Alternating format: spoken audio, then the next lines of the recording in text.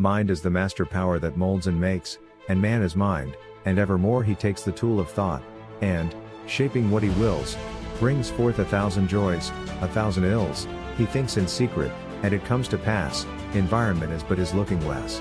All that you need. One more idea from a book or video can change your life destiny. You cannot change your destination overnight, but you can change your thoughts and direction overnight.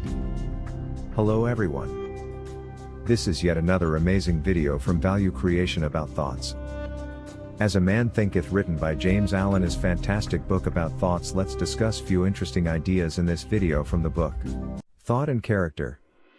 A man is literally what he thinks, his character being the complete sum of all his thoughts. As the plant springs from, and could not be without, the seed, so every act of a man springs from the hidden seeds of thought, and could not have appeared without them. Your actions are the blossom of thoughts, and joy and suffering are its fruits, thus, you are alone responsible for sweet and bitter fruitage of your own husbandry.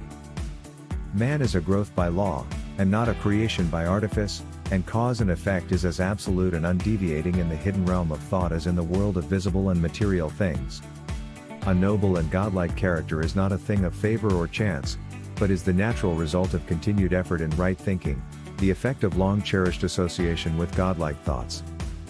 As a being of power, intelligence, and love, and the lord of your own thoughts, you hold the key to every situation, and contain within yourself that transforming and regenerative agency by which you may make yourself what you wish to be. Effective thought on circumstances.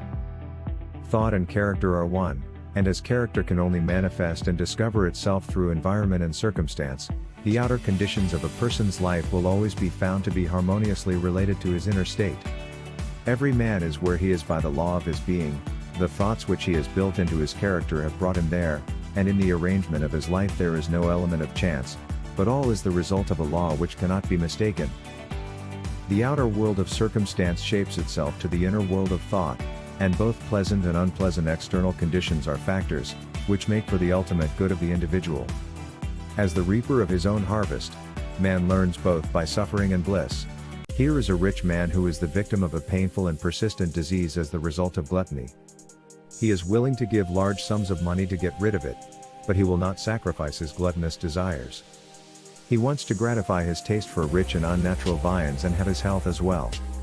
Such a man is totally unfit to have health, because he has not yet learned the first principles of a healthy life. Here is a man who is wretchedly poor. He is extremely anxious that his surroundings and home comfort should be improved, yet all the time he shirks his work, and considers he is justified in trying to deceive his employer on the ground of the insufficiency of his wages.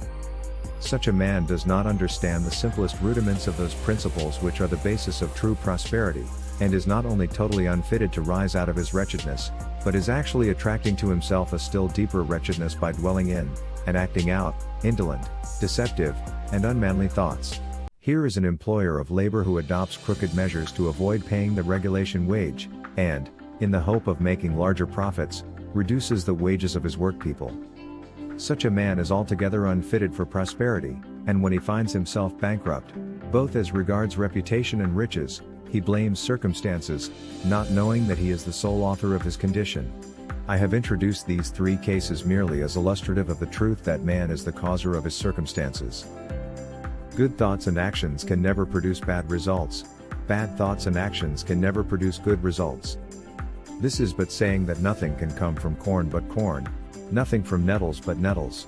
Thought, purpose and achievement. Until thought is linked with purpose there is no intelligent accomplishment. They who have no central purpose in their life fall an easy prey to petty worries, fears, troubles, and self-pityings, all of which are indications of weakness, which lead, just as surely as deliberately planned sins, to failure, unhappiness, and loss, for weakness cannot persist in a power-evolving universe. A man should conceive of a legitimate purpose in his heart, and set out to accomplish it. He should make this purpose the centralizing point of his thoughts. It may take the form of a spiritual ideal, or it may be a worldly object, according to his nature at the time being, but whichever it is, he should steadily focus his thought forces upon the object, which he has set before him.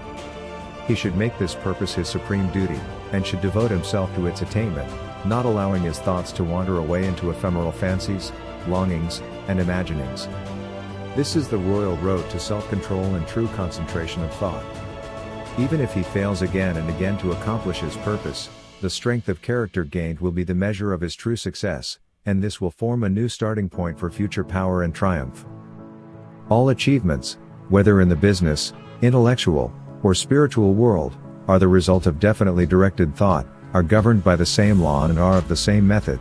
The only difference lies in the object of attainment. Visions and ideals. The dreamers are the saviors of the world. As the visible world is sustained by the invisible, so men, through all their trials and sins and sordid vocations, are nourished by the beautiful visions of their solitary dreamers. Humanity cannot forget its dreamers, it cannot let their ideals fade and die, it lives in them, it knows them as they realities which it shall one day see and know.